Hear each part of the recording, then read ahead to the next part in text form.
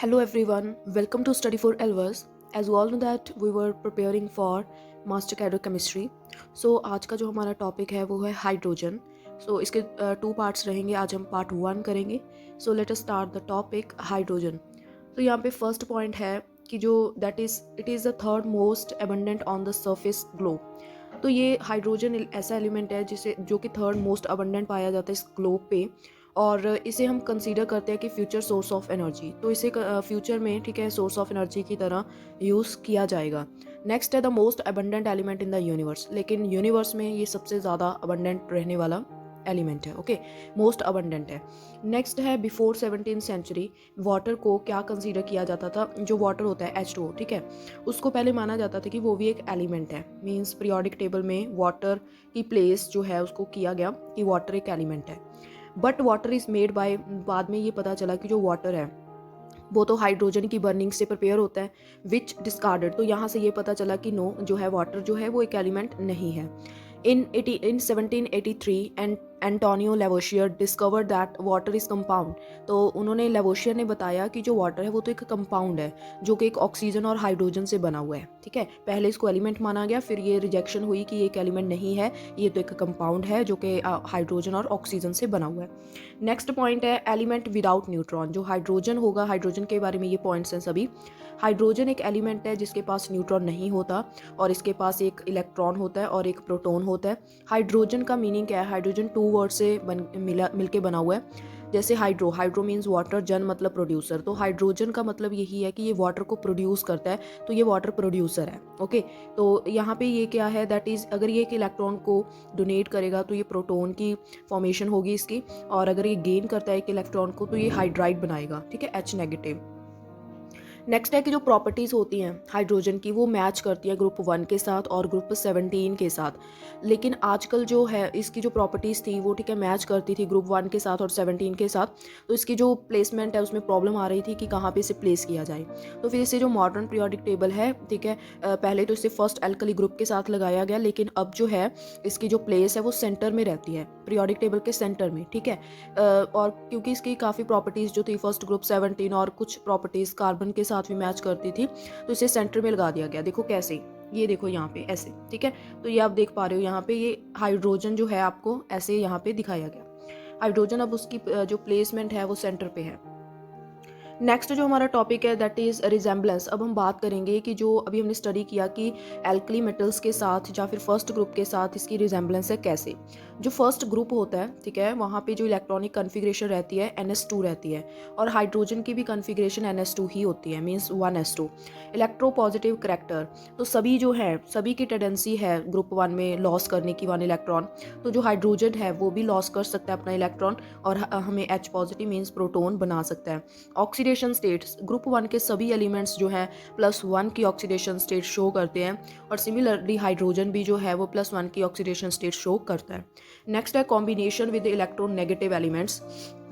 जैसे कि जो है विद क्लोरीन जो है, जैसे ग्रुप 1 के एलिमेंट्स हैलोजन्स के साथ जो कि इलेक्ट्रोनेगेटिव एलिमेंट्स होते हैं, ठीक है, उनके साथ कंबाइन होके कंपाउंड्स बनाते हैं, वैसे ही जो हाइड्रोजन है वो भी उनकी तरह कंपाउंड्स बनाता है इलेक्ट्रोनेगेटिव एलिमेंट्स के साथ. जैसे क्लोरीन के साथ देखो के ने बनाया KCl एंड सोडियम ने बनाया NaCl, और जो हाइड्रोजन है वो भी बनाता है HCl. सल्फर के साथ भी ये कंपाउंड बनाता है जैसे अदर एल्कली मेटल्स बनाते हैं. नेक्स्ट है इसकी प्लेस हो गया, उसके बाद है that is liberation of cathode.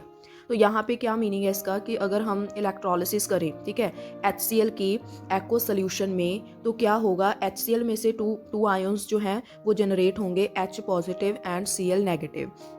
तो जो H पॉजिटिव होगा वो कैथोड पे जो है लिबरेट होगा, और जो Cl है वो एनोड पे, क्योंकि कैथोड जो है वो नेगेटिव चार्ज होता है और जो एनोड है वो पॉजिटिवली होता है. तो यहाँ पे NaCl की बात करें वो भी सेम ही होता है. Na जो है वो भी कैथोड पे लिबरेट होता है, ठीक है, क्योंकि Na के ऊपर पॉजिटिव चार्ज होता है और ये कैथोड पे लिबरेट होगा.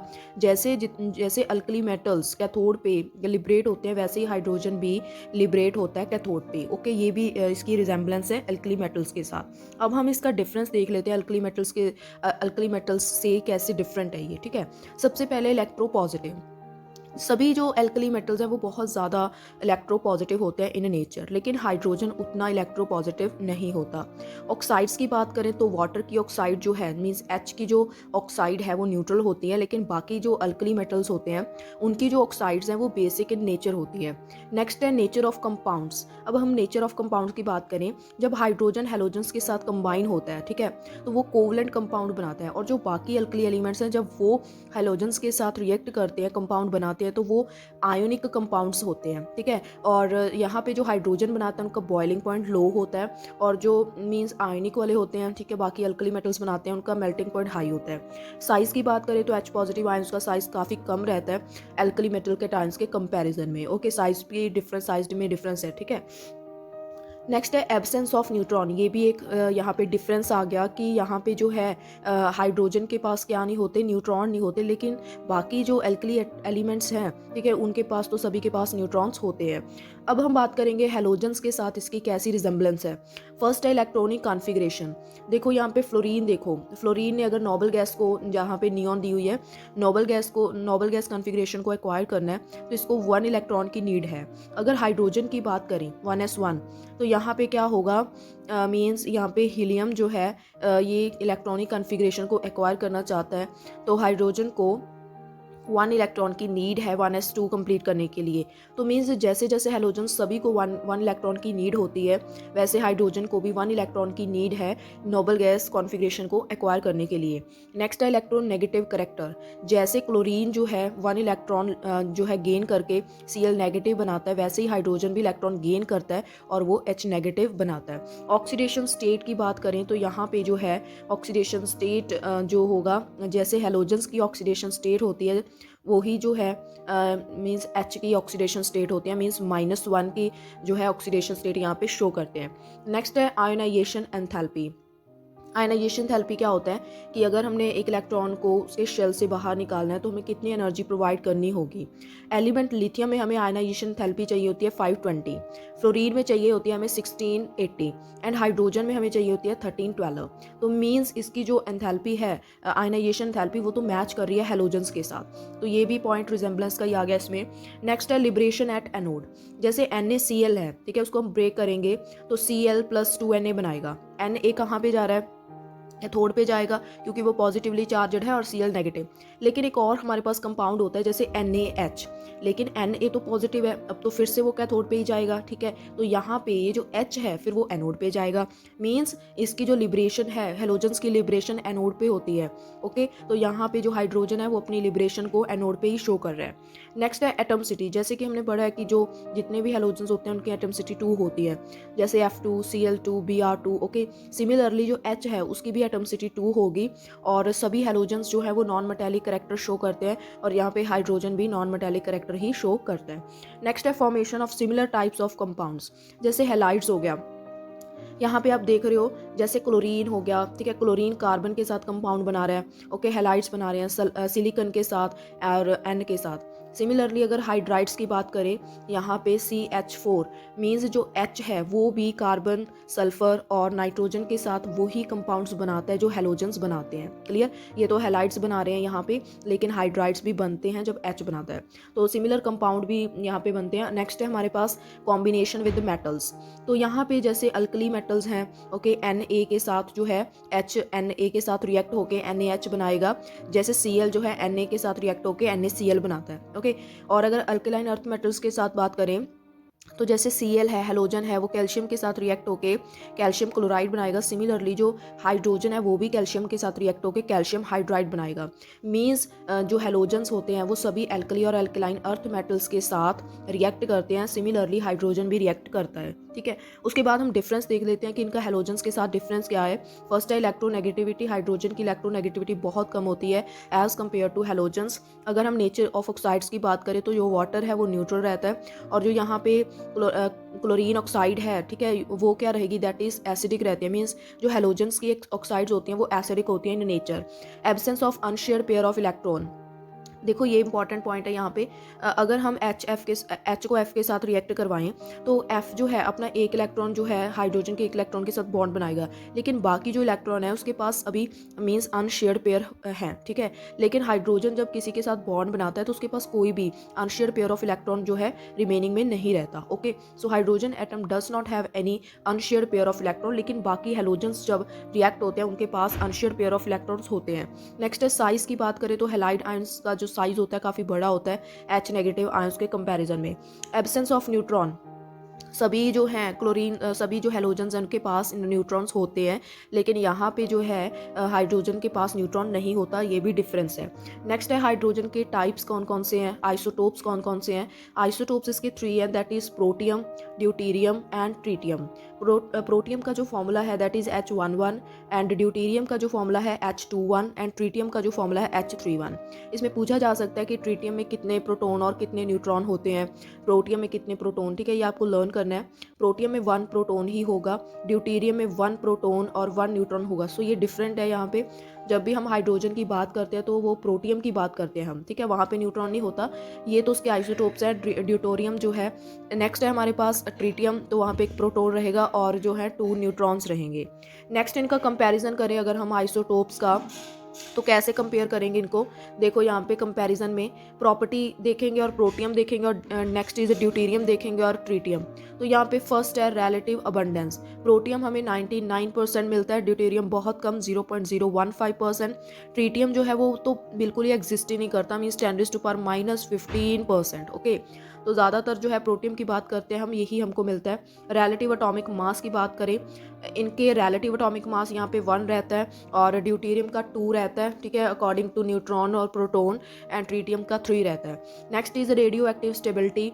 ये प्रोटियम जो है नॉन रेडियो एक्टिव होते हैं, सिमिलरली ड्यूटीरियम भी नॉन रेडियो एक्टिव होता है, लेकिन ट्रीटियम जो है वो रेडियो एक्टिव होता है। ओके, यहाँ पे एक क्वेश्चन है आपको दिया हुआ, हाइड्रोजन एग्जिस्ट एज फॉलोज। तो अभी तो मैंने क्वेश्चन करवाया है ये, ठीक है, तो ये लेक्चर आर कैडर में आया हुआ था क्वेश्चन, वहाँ से पिक किया गया है। हाइड्रोजन जो है एग्जिस्ट करता है ये फॉर्म्स में A B C D, तो D फॉर्म में जो है ये एग्जिस्ट करेगा। नेक्स्ट है laboratory preparation of di hydrogen. तो लेबोरेटरी प्रेपरेशन कैसे कर सकते हैं हम इसकी। तो सबसे पहले आप हाइड्रोजन को कैसे प्रिपेयर कर सकते हो, ये रिएक्शंस जो है आपने 10th क्लास में स्टडी की होंगी। स्टडी मीन्स वहाँ पे ये रिएक्शंस हैं जो चैप्टर एसिड एंड बेसिस है। ओके, वहाँ पे क्या होता है, जब हम एसिड्स को मेटल के साथ रिएक्ट करवाते हैं या फिर बेसिस को मेटल्स के साथ रिएक्ट कराते हैं, तो वहाँ पे H2 की लिब्रेशन होती है। ओके, एसिड जो है एसिड यहाँ पे आपने लिए हुए हैं HCl H2SO4, आप ये चेंज कर लेना, यहाँ पे मेटल आएगा स्टार्टिंग में, फिर उधर जो है एसिड आएगा। ओके, तो ये चेंज कर लेना। यहाँ पे जो मेटल्स लिए गए हैं वो जिंक लिया गया है, आयरन, मैग्नीशियम, आप कोई भी एक्टिव मेटल्स ले सकते हो और एसिड्स के साथ रिएक्ट करवाओगे तो आपके पास सॉल्ट की फॉर्मेशन होगी, प्लस H2 जो है वो लिबरेट होगा। सिमिलरली जो है बेसिस के लिए है, बेस लोगे आप NaOH KOH, उसमें ऐड करोगे मेटल्स को, तो आपके पास जो है, जैसे यहाँ पे आप रिएक्शन देख रहे हो, H2 तो लिबरेट हुआ है हमारे पास, हमें वही चाहिए, और सोडियम जिनकेट प्रिपेयर हुआ है, पोटाशियम एल्यूमिनियम ऑक्साइड प्रिपेयर हुआ है, और इस रिएक्शन को हम यूनो मेथड कहते हैं। कौन सा method, you know method. Okay, next है कमर्शियल प्रोडक्शन देख लेते हैं डाईहाइड्रोजन की। तो ये कैसे होगी, दिस इज़ इम्पॉर्टेंट। तो यहाँ पे हमने क्या किया, एसिड और वाटर को ले लिया, ठीक है, दोनों को ऐड कर दिया। जब हम इन दोनों को ऐड करेंगे तो होगा क्या, हमारे पास H पॉजिटिव बनेंगे प्लस SO4 2 नेगेटिव और OH नेगेटिव बनेंगे, ठीक है। तो जो यहाँ पे H पॉजिटिव बनेंगे, ओके, H पॉजिटिव दोनों जब ऐड होंगे तो वो H पॉजिटिव जो है कैथोड पे जाएगा, ठीक है। कैथोड पे क्या होगा, कैथोड पे वो टू इलेक्ट्रॉन्स को लेगा और वहाँ से H2 की फॉर्मेशन कर लेगा, यहाँ से H2 बन जाएगा। और जो सेकंड कमर्शियल मेथड है उसमें क्या करना है आपको, ये बहुत इंपॉर्टेंट है। यहाँ पे अगर आपने प्योर डाईहाइड्रोजन बनाना हो तो आप कैसे बनाओगे, this is very important. Okay, तो preparation of highly pure dihydrogen कितना प्योर होगा, 99.9% से ज़्यादा जो है प्योर डाईहाइड्रोजन आपको मिलेगा। ये आप ऑब्टेन कर सकते हो, आपको इलेक्ट्रोलाइजिंग करनी होगी किसकी, दैट इज़ बेरियम हाइड्रोक्साइड। आपको एक्वस बेरियम हाइड्रोक्साइड लेना है और वार्म होना चाहिए, warm aqueous barium hydroxide solution आपको लेना होगा, ठीक है ना, बिटवीन 2 निकल इलेक्ट्रोड्स, 2 निकल इलेक्ट्रोड्स के बीच में, और उनकी इलेक्ट्रोलिसिस करवाओगे तो आपके पास प्योर डाईहाइड्रोजन जो है वो प्रिपेयर हो जाएगा। जाएगा। तो एग्जाम में आपको पूछा जा सकता है कि प्योर डाईहाइड्रोजन कैसे प्रिपेयर होगा, फ्रॉम कौन सा वो कंपाउंड है, ठीक है। तो आंसर क्या रहेगा, बेरियम हाइड्रोक्साइड। नेक्स्ट है बॉश प्रोसेस। यहाँ पे क्या होता है, बॉश प्रोसेस में आपको जो है वाटर गैस लेनी होती है। वाटर गैस दो कंपाउंड से बनती है यहाँ पे, या फिर आप कह सकते हो that is monoxide plus H2, ठीक है। तो यहाँ पे ये दोनों आपको लर्न करने हैं। इसको सिन गैस भी कहा जाता है, सिन गैस, ओके। और वाटर गैस उसको आपने स्टीम में ऐड करना है, और ये कैटलिस्ट आपको यूज़ करना होगा ferrous oxide plus chromium oxide. तो यहाँ पे CO2 लिबरेट होगा और H2, मेन तो आपको H2 चाहिए। तो आपको पूछा जा सकता है वो कौन सा प्रोसेस है जिससे आप H2 प्रिपेयर कर सकते हो, ठीक है। तो वो बॉश प्रोसेस है, बॉश प्रोसेस। या फिर आपको पूछा जा सकता है कि बॉश प्रोसेस में कौन सी गैस को यूज़ किया जा सकता है, वाटर गैस को कौन सा कैटलिस्ट यूज़ किया जाता है, ferrous oxide plus chromium oxide, temperature high रखा जाता है यहाँ पे। तो ये बात आपको लर्न करनी है, ठीक है। वाटर यूज़ किया जाता है, स्टीम यूज़ किया जाता है, तो यहाँ पे स्टीम यूज़ किया जाता है, ओके। नेक्स्ट जो मेथड है कमर्शियल, दैट इज इलेक्ट्रोलिसिस करनी है आपको ब्राइन सोल्यूशन, ठीक है। जो सी वाटर होता है आप वो कह सकते हो ब्राइन सोल्यूशन। तो आपको उसकी इलेक्ट्रोलिसिस करके जो है H2 चाहिए आपको। तो आप क्या करोगे, देखो वो जो हमारे पास ब्राइन सोल्यूशन होता है वो मीन्स NaCl, एक्वस NaCl होता है। तो जब आपने यहाँ पे सोल्यूशन लिया, आप दाम पे देख रहे हो बीकर में NaCl लिया, तो NaCl ब्रेक हो जाएगा Na positive and Cl negative. उसमें वाटर भी है, तो वाटर जो है सोल्यूशन में ब्रेक होगा H पॉजिटिव OH नेगेटिव, क्योंकि हमने यहाँ पे इलेक्ट्रोड्स लगा रखे हैं, तो ये इनके आयंस ब्रेक हो जाएंगे, आयंस में ब्रेक हो जाएगा। तो जो Cl है वो तो चला जाएगा टुवर्ड द, दैट इज कहाँ पे, पॉजिटिव एनोड की तरफ। लेकिन जो H पॉजिटिव होगा वो कहाँ पे जाएगा, कैथोड की तरफ, ठीक है। तो H पॉजिटिव राइट में लिबरेट होता रहेगा और Cl लेफ्ट में। Cl से तो हमें यहाँ पे कोई भी मतलब नहीं है, लेकिन H देखो यहाँ पे मैंने एरो लगाया हुआ है, दैट इज हाइड्रोजन गैस यहाँ पे आ रही है। जो बाकी पोर्शन बचा दैट इज NaOH, वो सोल्यूशन में ही रह जाएगा। क्लियर। H पॉजिटिव क्यों आया, Na पॉजिटिव क्यों नहीं आया, क्योंकि जो H पॉजिटिव वो लाइटर होता है Na पॉजिटिव से। सो H पॉजिटिव जो है वो जल्दी यहाँ पे लिबरेट होगा। क्लियर। तो नेक्स्ट है आपके पास, अब आप यहाँ पे रिएक्शन के साथ देख सकते हो डिसोसिएशन। NaCl की डिसोसिएशन हुई आयंस में, H2O की डिसोसिएशन हुई आयंस में। एनोड पे क्या हुआ, क्लोरीन चला गया, कैथोड पे क्या हुआ, H2 चला गया। और ओवरऑल रिएक्शन जो थी, स्टार्टिंग में हमारे पास Na था, Cl था, वाटर था, लेकिन हमें क्या क्या मिला, लास्ट में Cl मिला, H2 मिला और NaOH मिला सोल्यूशन में। नेक्स्ट आप फिफ्थ कमर्शियल मेथड है ऑक्सीडेशन कर दो हाइड्रोकार्बन्स की। ये रिएक्शंस बहुत इंपॉर्टेंट है। हाइड्रोकार्बन लो और वहाँ पे स्टीम ऐड करो, टेम्परेचर को काफ़ी हाई रखना होगा आपको, कैटलिस्ट यूज़ करना होगा और स्टीम यूज़ करनी है। मतलब ये वही है जैसे हमने वहाँ पे हमने वाटर गैस को लिया था, लेकिन यहाँ पे वाटर गैस प्रिपेयर होगी, ओके।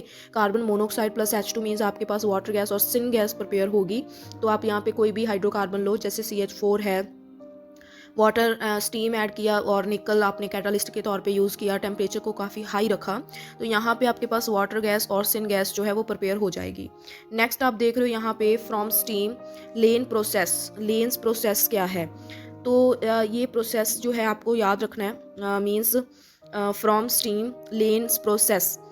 तो यहाँ पे भी हमने H2 प्रिपेयर करना है। यहाँ पे super heated steam is passed over iron filings, okay. Iron filings आपको यूज़ करने हैं और वहाँ पे आपको स्टीम यूज़ करनी है एंड बहुत हाई टेम्परेचर आपको रखना होगा, तभी जो है आपके पास फेरस ऑक्साइड प्लस 4H2 जो है वो प्रिपेयर होगा। लेंस प्रोसेस कहते हैं जिसमें हम आयरन फिलिंग्स को यूज़ करते हैं with the steam, temperature high रखते हैं। तो लेंस प्रोसेस में भी हमें क्या मिल सकता है, H2, ठीक है। तो लेंस प्रोसेस हो गया, बॉश प्रोसेस हो गया, इनमें हमें H2 मिलेगा। ये क्वेश्चन यहाँ से जो नीचे वाला क्वेश्चन है कि passage of steam over hot Coke gives, ये क्वेश्चन के आंसर जो है वो कट गया है यहाँ पे थोड़ा सा। तो इसका जो आंसर होगा कि अगर स्टीम को हम करवाएं ओवर हॉट कोक, ठीक है, तो यहाँ पे जो आंसर रहेगा वो वाटर गैस ही आएगा। इसका आंसर क्या आ जाएगा, वाटर गैस और सिन गैस, ओके। तो ये भी क्वेश्चन आया हुआ था, लेकिन ये मास्टर कैडर में नहीं आया हुआ। हाइड्रोजन चैप्टर से तो नहीं आया हुआ कुछ भी, लेकिन जो है करना जो है आपको चाहिए, क्योंकि हो सकता है इस बार जो है क्वेश्चंस आपको मिल सकते हैं, ठीक है। जो चैप्टर में से नहीं आए हुए वो आपको इस बार मिल सकते हैं, ठीक है। तो एवरी पोर्शन जो है आपके लिए इंपॉर्टेंट है। तो इसका आंसर पता चल गया ना आपको, passage of steam over hot Coke gives क्या देगा हमें, वाटर गैस और सिन गैस। या तो आपको ये नेम दिया हो सकता है, या फिर आपको CO+3H2O दिया हो सकता है, तो आपको वही टिक करना होगा। क्लियर। अगर आपको वीडियो अच्छी लगी है तो वीडियो को लाइक कीजिए, कमेंट कर दीजिए, चैनल को सब्सक्राइब कर दीजिए। और एक और बात, जिन्होंने भी टेलीग्राम ग्रुप को ज्वाइन नहीं किया हुआ, क्योंकि जो पीडीएफ्स होते हैं ना तो वो वहीं पे शेयर होते हैं, ठीक है, उस ग्रुप में ही शेयर होते हैं। तो जो भी आपको पीडीएफ चाहिए होगा वहाँ से डाउनलोड कर सकते हो, ठीक है। इट्स अपॉर्चुनिटी फॉर यू, तो आप वहाँ पे ज्वाइन करिए एंड जो भी आपको चाहिए वहाँ से आप पीडीएफ जो है ले सकते हो। Clear, each and every chapter की आपको मिल जाएगी। और अगर वीडियो अच्छी लगी है तो वीडियो को लाइक कर दीजिए, ठीक है। लाइक करना मत भूला करो, जो मेहनत है वो आपके लिए हो रही है, ठीक है, सिर्फ और सिर्फ आपके लिए ही हो रही है। ओके, सो प्लीज़ कर दीजिए, करिए लाइक, ओके, शेयर भी कर दीजिए। Thank you for watching, thank you lot.